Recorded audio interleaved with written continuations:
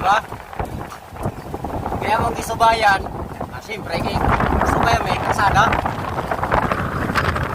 Okay. Okay, para makita nyo din yung nagkasada ng gisubay. Nasa yung mga balay-balay diri, pero tagsara. Nagay-balay sa libro, di rin kayo wala.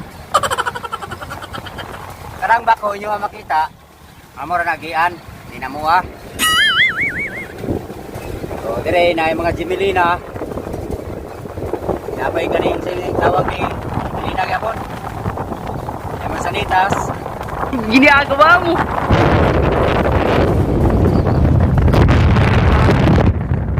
Yung mga balay, kay bukid na niya.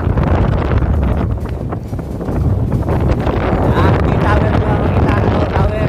What? Asa to, ano ba? Sa ligda na.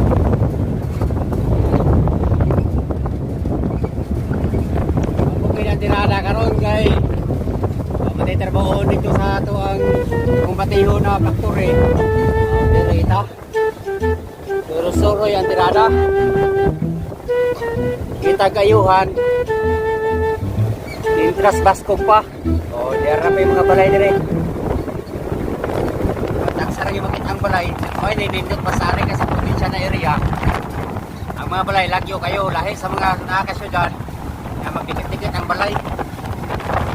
Dire, sa kalayo nimo basta nga sa bukid tungtulan ka pero naa sa syudad bisan nga sa makita nimo moingon ay wa kay balo. Ano nay diferensya sa syudad o diri sa bukid area. Pagkadagan sa mga saging no. Bon. Pumapalit to ning area ha dire.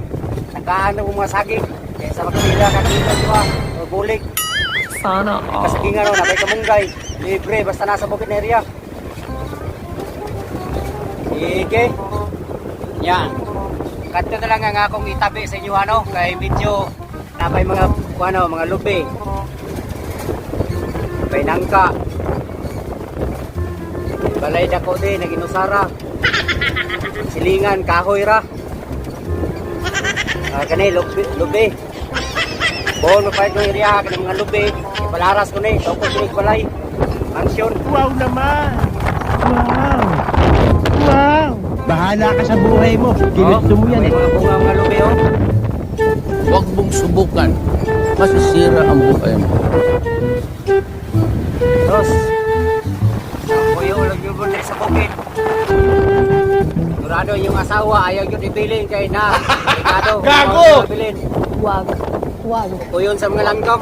Wag. Wag.